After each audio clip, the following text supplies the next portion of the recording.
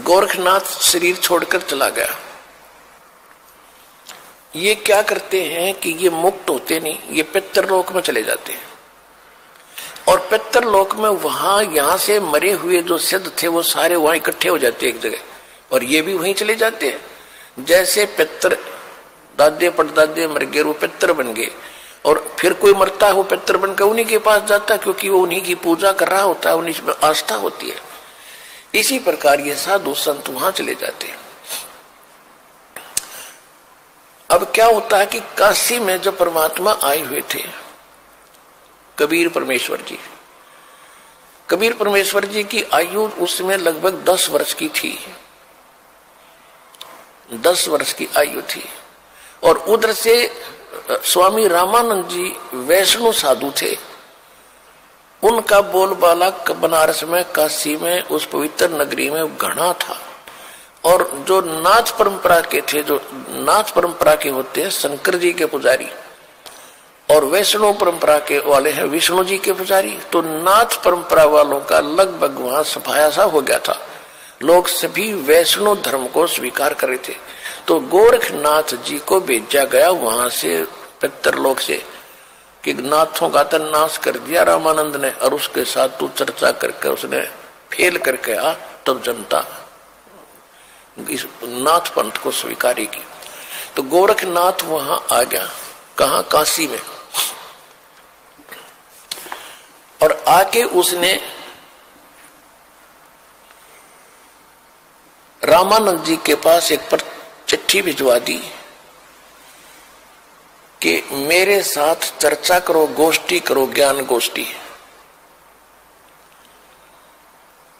और जो गोष्ठी में यानी जो चर्चा में हार गया, ज्ञान चर्चा में, गोष्ठी में, तो वो जीतने वाले का शिष्य बनेगा, और जितने उसके शिष्य होंगे वो सारे उस जीतने वाले के शिष्य बनेंगे। अब रामानंद जी के पास केवल ज्ञान था और उसके पास केवल सिद्धि थी। इस बात का स्वामी रामानंद जी को पता था कि लोग चमत्कार को ज्यादा मानते हैं, और वो जाते ही कोई सिद्धि दिखा देगा और सभी ताड़ी पीट देंगे, और मैं हारूंगा, वो जीतेगा, और नाश होगा, बैठा बैठेगा भक्ति मार्ग का। बहुत चिंतित था। और परमेश्वर कबीर साहब जी ने उनको हालांकि सब कुछ दिखा भी दिया था, और वो कबीर साहब उनके शिष्य भी हो चुके थे। वैसे लोग दिखावा शिष्य थे, लेकिन वास्तव में वो तो परंपरा निभाने के लिए शिष्य बने थे भगवान, और रामानंद जी को गुरु मानते थे। तो रामानंद जी से परमात्मा ने पूछा, कबीर जी ने, कि हे गुरुदेव, आज कैसे टेंशन ले रहे हो आप कुछ चेहरा उतरा हुआ लगता है, क्या समस्या आ गई? अपनी कोई संगत में दिक्कत आ गई है, क्या बात है? अब रामानंद जी ने बताया कि गोरखनाथ एक सिद्ध पुरुष आया है। उन्हें गोरखनाथ का नहीं पता था कि गोरखनाथ है, वो तो परमात्मा ने बताया कि तो गोरखनाथ है। मालिक ने पहचाना उसको कि एक नाथ आया है और सिद्धि में बड़ा पहुंचा हुआ बताते हैं, और ऐसे ऐसे शर्त रखी है, और वो सिद्धि दिखा देगा, लोग ताड़ी पीट देंगे, मैं हारूंगा, वो जीतेगा, वैष्णव पंथ का नाश होगा। अब कबीर साहब ने कहा, देखो गुरुदेव, वो भी संत हैं, आप भी संत हैं, हम आपके साथ चलेंगे, कोई बात नहीं, हार जीत तो होती ही है, देखते हैं उनको क्या कुछ ज्ञान गोष्ठी होती है। रामानंद जी को भी बुद्धि बदली, परमात्मा ने हिम्मत दी, वो जान गए जब कबीर साहब कह रहे हैं तो ये कोई बात नहीं, चिंता का विषय नहीं। कहने लगे ठीक है बच्चा, चलो। अब उस दिन अन्य जो शिष्य थे रामानंद जी के, उन्होंने अपना वैष्णव वाला वेशभूषा नहीं तैयार करी। वो क्या करते हैं, एक गले के अंदर एक तुलसी की एक मणिये की कंठी बोल रहे हैं, उसने एक कमन का होता उसमें तुलसी का मोटा सा, उसको कहते हैं वैष्णव परंपरा से दीक्षित की पहचान होती है। और एक लंबा सा तिलक लगाते यहां से यहां तक, इस तरह एक फावड़ी लेते हाथ में, एक ऐसे, यानी वो एक झोली लेते हैं, झोली, ये उनका एक वेशभूषा होती है। और तक किसी ने बनाई नहीं, हारा तगे और ये हमने जबरदस्ती वहां बनाओगे फिर, इसलिए हम अपनी पहचान दिखाते को नहीं। उस दिन कबीर साहब सारा वो वैष्णव परंपरा वाले सारे श्रृंगार करके गए और गोरखनाथ जी को भिजवा दिया गया। ठीक है भाई, आपकी गोष्ठी का निमंत्रण हम स्वीकार करते हैं। उस स्थान पर पहुंच गए जहां वो स्थान निहित कर रखा था। रामानंद जी का आसन अलग लगा रखा था, गोरखनाथ जी का आसन अलग लगा कर रखा था। गोरखनाथ जी साथ में एक अपना त्रिशूल रखते थे, 10 फुट 8-9 फुट लंबा, और ऊपर 3 उसके ऐसे सिरे से होते थे। त्रिशूल ऐसा होता था, लोहे का डंडा सा होता था, और वो नीचे से भाला टाइप होता था, उसको जमीन में गाड़ के वहां रखा खड़ा कर रखा था, और स्वयं आसन पर अलग से बैठे थे। उधर से रामानंद जी का आसन ऊंचा था। कबीर साहब अपने गुरुदेव के चरणों में बैठ के नीचे, जैसे एक सुयोग्य शिष्य ने भूमिका करनी चाहिए ऐसी कर रहे थे। अब गोरखनाथ जी ने कहा कि रामानंद अब मेरे साथ गोष्ठी करो।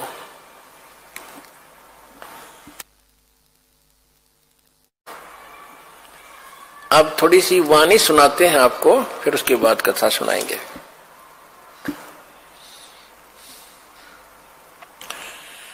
योगी गोरखनाथ प्रतापी, तासो तेज पृथ्वी कापी, काशी नगर में सो पग पर ही, रामानंद से चर्चा करही। चर्चा में गोरख जय पावे, कंठी तोड़े तलक छुड़ावे। सत्य कबीर शिष जो भयहु, ये वृंतांत सो सुन लेहु। गोरखनाथ के डर के मारे, वैष्णव नहीं भेख संवारे। तब कबीर आज्ञा अनुसारा, वैष्णव सकल स्वरूप संवारा। अब गोरखनाथ जी के पास रामानंद को खबर पठाई, चर्चा करो मेरे संग आई। रामानंद की पौड़ी पहली पौड़ी, सत कबीर बैठे तिस ठौरी। कहे कबीर सुन गोरखनाथा, चर्चा करो हमारे साथा। प्रथम चर्चा करो संग मेरे, पीछे मेरे गुरु को टेरे। बालक रूप कबीर निहारी, तब ये वचन उचारी। यानी कबीर परमात्मा को बालक रूप में देख कर गोरखनाथ जी क्या बोले?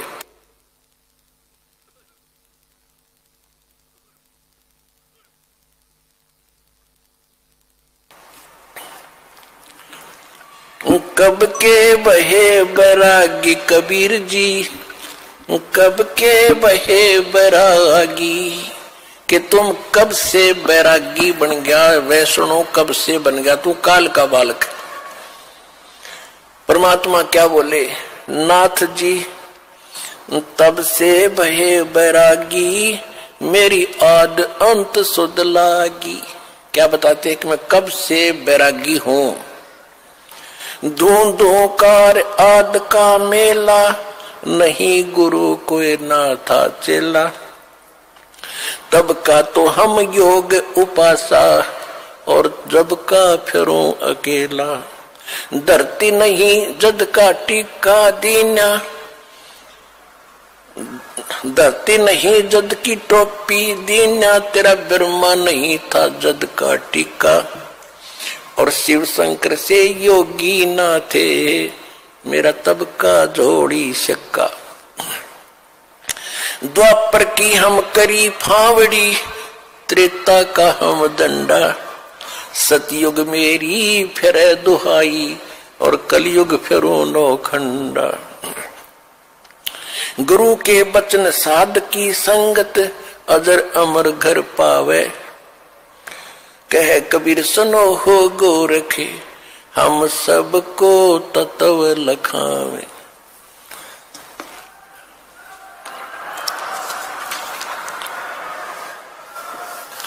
कि ए गोरखनाथ, मैं जब तक ना ब्रह्मा था ना विष्णु था उससे पहले का हूं मैं। इस बात को सुनकर गोरखनाथ जी को ने क्या पूछा, अरे क्यों बात बना रहा है तू भक्त, तेरी उम्र क्या है?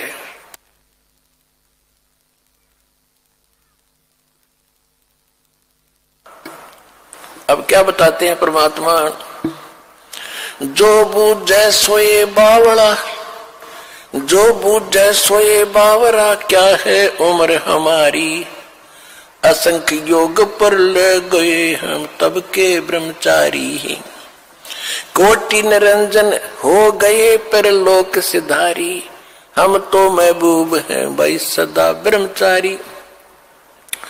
अरबों तो ब्रह्मा गए ये 49 करोड़ कन्हैया, तेरे 7 करोड़ तेरे शंभु मर गए, मेरी एक नहीं पलैया। होए होए, कहते हैं करोड़ों निरंजन मर गए, अलख निरंजन 21 ब्रह्मांड के स्वामी, और कहते हैं अरबों तो ये ब्रह्मा मर गए और 49 करोड़ विष्णु ये तेरे कन्हैया, और 7 करोड़ तेरे शंभु मर गए, मेरी एक नहीं पलैया। अब भी शंकर जी का पुजारी नाथ जी थे, और जब ये कहा कि तेरे शंभु भी मर लिए 7 करोड़ और मेरी एक भी पल आयु की नहीं घटी है, अर्थात मैं अविनाशी हूं। कोटन नारद हो गए ये मोहम्मद से चारी, देवताओं की गिनती नहीं ये क्या सृष्टि बिचारी, नहीं बूढ़ा ना बालक और ना कोई भाट भिखारी, कहे कबीर सुनो हो गोरख यह उम्र हमारी। अब गोरखनाथ जी ने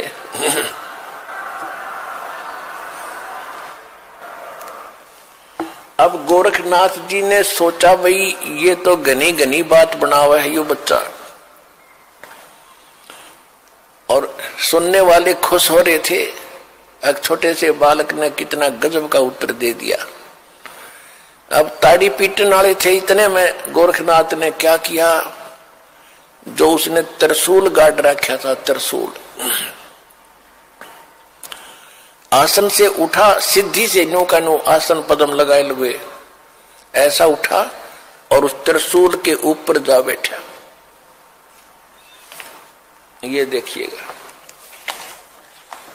और परमात्मा ने क्या किया, परमात्मा ने कहा कि गोरखनाथ अब मैदान छोड़कर भाग मत, आपकी और हमारी ज्ञान गोष्ठी की बात हुई थी, ये ड्रामेबाजी दिखाने की नहीं, ये जादूगरी दिखाने की बात नहीं हुई थी, ज्ञान की बात हुई थी। और ज्ञान कर बैठ ढंग से आकर यहाँ आसन पे, ये ड्रामा क्या दिखा रहा है। लोगों ने ताली पीट दी क्योंकि वो बैठ गए ऊपर जाके। तो गोरखनाथ ने कहा कि अगर तुम्हारे अंदर कोई ताकत है भगवान की, मेरे बराबर आकर बैठ, तब मैं गोष्ठी करूंगा तेरे से। जमीन से 8-9 फुट ऊपर त्रिशूल के ऊपर जज का बैठा सिद्धि थे।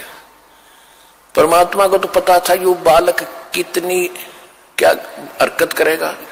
परमात्मा जो सूत होते थे, सूत कपड़ा बुनते थे, और सूत की एक कुकड़ी, बोला हरियाणा में कुकड़ी, जो चरखे में माताएं काटा करती थी, वह इतनी मोटी हो जाती थी, धागे की रील सी, वह जेब में डाल रहे थे पूरी। कबीर साहब ने क्या किया कि उस धागे का एक हिस्सा पकड़ के और वो कुकड़ी यानी वह रील ऊपर न फेंक दी, वह ऐसे खुलती खुलती और सीधा 150 फुट की ऊंचाई पर जाकर ऊपरला एंड खड़ा हो गया, स्ट्रेट नो का नो, मालिक की ताकत से। और परमात्मा वहां से उठे और उसके ऊपर के एंड पर जाकर बैठ गए। ये देखो,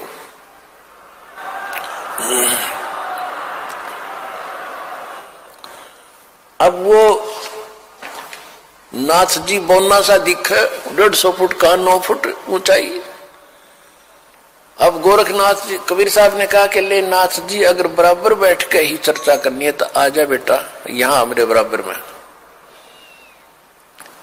अब देखो ऐसी बात नहीं है कि गोरखनाथ तो आकाश में उड़ जाता था, उड़ सकता था, लेकिन एक तो चुंबक होता है, परमात्मा तो सिद्धियों के भंडार हैं। और सिद्धि क्या, जैसे या घड़ी है, या सिद्ध कर दी मैकेनिक ने, और या चल रही है सुइयां, और इसको चुंबक के सामने कर दो वहीं स्थिर हो जाएंगी, चल नहीं सकती। तो वो सिद्धियां परमात्मा ने पहले उसकी सिद्धि फेल करी। अब गोरखनाथ जी ने सोचा ऊपर न उठो, थोड़ा सा उठा, धड़ाम दे से नीचे आके गिरा। भाई की डुड्डी और डिग्गी होती। गोरखनाथ को पहली बार अपनी कोई हार महसूस हो रही थी उस जीव, पिछले जब तक वो सोधी में था। और कहते पहलवान होता है ना, तो कांटे के जो रेसलर होते हैं वो तो थोड़ी सी बात पर समझाते कहाँ पर मेरी हार होगी, और जो कंचने से होते हैं ना वो दे चढ़वा के मान्या करें। अब गोरखनाथ समझ गया कि ज्यादा बहस करने की कोई आवश्यकता नहीं, ये कोई आम व्यक्ति नहीं है। तब उसने कहा कि हे कबीर जी, आप नीचे आ जाओ, अब मैं आपसे आपका ज्ञान सुनूंगा। तब परमात्मा ने उसको सारी सृष्टि रचना सुनाई।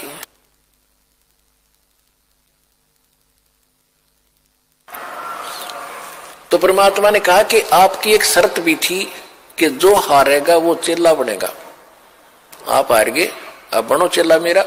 गुरुजी का तो बाद में बनिए, पहले मेरा बने।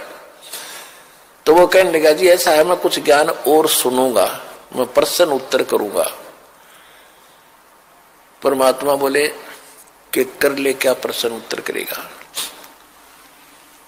तो उसने परमात्मा ने फिर परमात्मा कहा कि आप ही बताओ मुझे कि आप कहां से आए, आप कौन हो। ले मैं बताता हूं कौन हो। परमात्मा बोले सुन ले। अवगत से चल आया, मेरा कोई भेद मर्म ना पाया। अवधू अवगत से चल आया, अवधू अवधूत, हे गोरखनाथ मैं अवगत से चला आया, जिसके बारे में कोई नहीं जानता। तेरा ब्रह्मा जानता, ना तेरा शंकर जानता, ना विष्णु जानते। अवधू अवगत से चल आया, मेरा कोई भेद मर्म ना पाया। मात पिता मेरे ना मेरा जन्म न गर्भ बसेरा, बालक बन दिखलाया, काशी नगर जल कमल पडेरा, तहाँ जुलाही न पाया। मात पिता मेरे कछु नाही, ना मेरे घर दासी, जुल्ला का सुत आन कहाया, जगत करो मेरी हासी। मात पिता मेरे कछु नाही, ना मेरे घर दासी, ये जुल्ला का सुत आन कहाया, जगत करे मेरी हासी।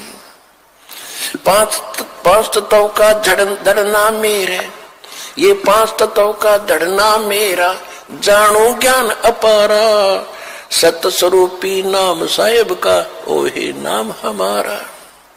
अदर दीप सतलोक में, अदर दीप भवन गगन गुफा में, तान निज वस्तु सारा, तेरा ज्योत स्वरूपी अलख निरंजन, वो डरता ध्यान हमारा।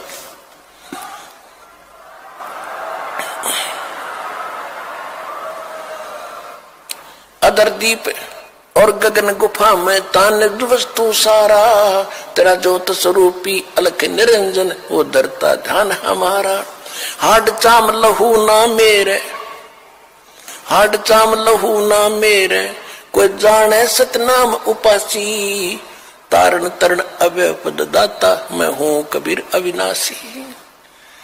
हाड चाम लहू ना मेरे, कोई जाने सतनाम उपासी, तारण तरण अव्यय पद दाता, मैं हूं कबीर अविनाशी।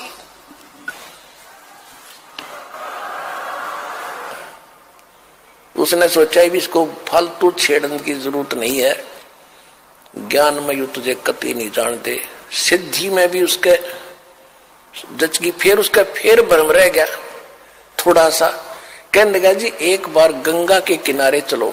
अब चल भाई क्या रहेगा, एक और मैं कुछ लीला करता हूं, आप मुझे उसमें पराजित कर देना, मैं आपका शिष्य बन जाऊंगा। परमात्मा बोले चल। गोरखनाथ जी गंगा के अंदर छलांग लगा गए और एक मछली का रूप धारण कर लिया। घनी मछली वहां पर, तो उसने कहा था कि मैं इसमें छलांग लगाऊंगा और मुझे आप खोज देना दरिया से, फिर मैं आपको गुरु बना लूंगा। अब गोरखनाथ जी ने छलांग लगाई, मछली रूप बना लिया। परमात्मा ने छलांग लगाई, वह मछली पकड़ कर टीटवी बाहर लिया और बाहर काट कर गोरखनाथ बना दिया।